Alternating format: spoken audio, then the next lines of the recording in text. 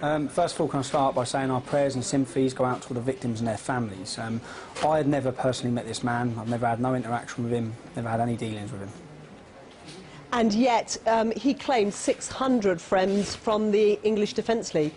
He does, but there's a lot of speculation going around the media at the minute, and I think they should stick to the facts. The facts are that in his manifesto, on page 1438 of his document, he says the EDL are in fact anti-racist, anti-fascist and anti-Nazi.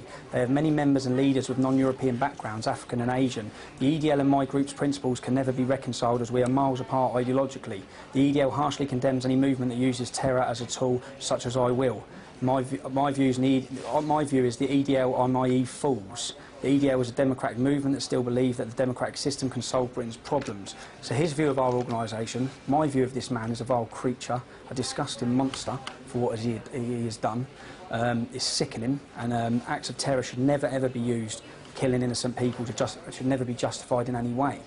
But so the means don't sorry to interrupt. So the means don't justify the end, but his objectives are similar to yours.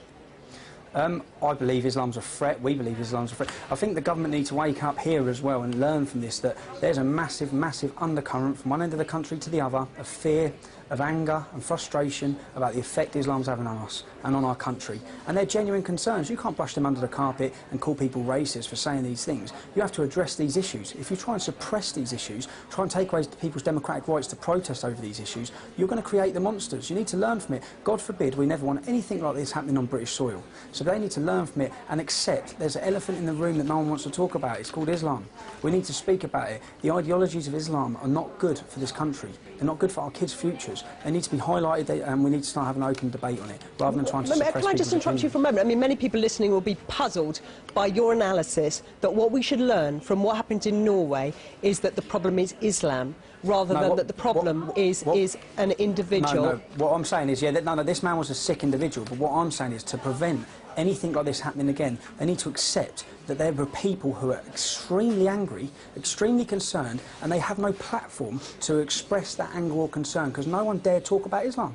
So just to be absolutely clear, I mean, from you talk to a lot of people from the English Defence League, presumably from other far-right groups. Do you think that that kind of individual with that kind of propensity to violence exists within your movement?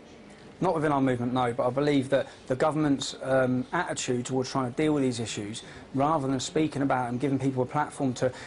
In a democracy, when you're angry about something, you have your democratic right to go and protest over that. Now, you take that right away, which the Home Secretary has done to us 3 times, stopping people have... Like, we've got serious concerns of what's going on in Tower Hamlets in London with regards to the spread of Sharia and the attacks on non-Muslims. If we want to go there and protest over it, if you stop that right and you stop the way, we're trying to channel the aggression, channel the anger in a democratic way of peacefully protesting. Can I just interrupt you there? Because I do think that our viewers need to know that you, yourself, have been convicted of using threatening, abusive and insulting behaviour.